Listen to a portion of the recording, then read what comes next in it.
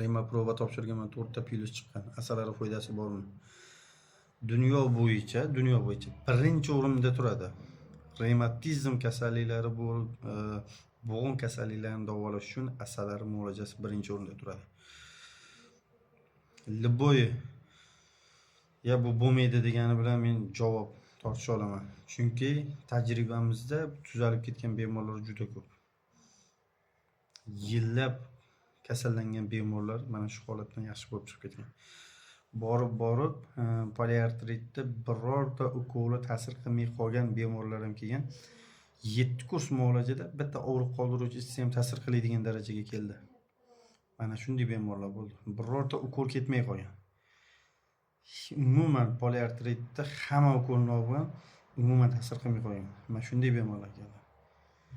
Hozirgi paytda yosh yigit-qizlarda ham juda ko'p uchrayapti. 5 yosh, 7 yosh, 10 yosh, mana shunday yosh bolachalarda ham revmatizm kasalligi ko'p uchrayapti. Mana shu yosh bolalarda ham olib kelish kerak. Hozir vaqtida asalari bilan chaqtirib muolaja qilish kerak. Xudo xolasa to'liq yaxshi bo'lib ketadi. Keyin borib mana qizlarimiz turmushga chiqqanda qo'zg'aydi juda ko'p. Mana kelishyapti. Bo'yida bo'lib qolgan revmatizm shu bo'g'in kasalliklari kuchayib ketgan. Doktorga borsa, ukol qilsak farzanding bolani tushirishga to'g'ri keladi degan mana shunday holatdagi bemorlarimiz keldi.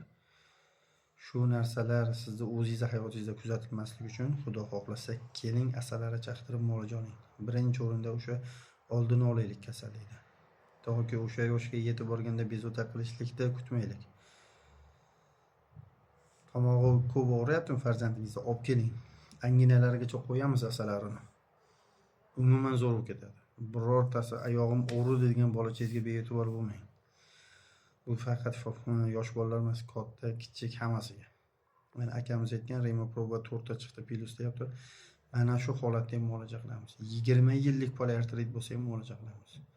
Birorta ukol dori ta'sir qilmay qolgan bemorda ham muolaja qilamiz. Muhimi ixlos, ishonch, sabr. Sabr qilib asalar oling, hammasi zo'r bo'ladi. Bizning manzilimiz Farg'ona viloyati Beshariq tumanida musiqa san'at maktabi ro'parasida. Yotoqxonalarimiz bir kursli chenamiz 7 kun bo'ladi. 7 kun yotib muolaja olinadi, o'rtada dam olinadi. Mana shu tartibda to'liq kurs muolajamiz 4 kurs bo'ladi. Shu tartibda muolaja qilamiz. Umurbek tabib deb yozsalaring YouTube, Telegram kanallarimiz bor. Mana shu yerda tuzalgan bemorlar, tavsiyalarimiz bor. Bemalol tanishib chiqib, bemalol ixlos qilib kelaverasizlar. Salomat bo'linglar, dard ko'rmanglar.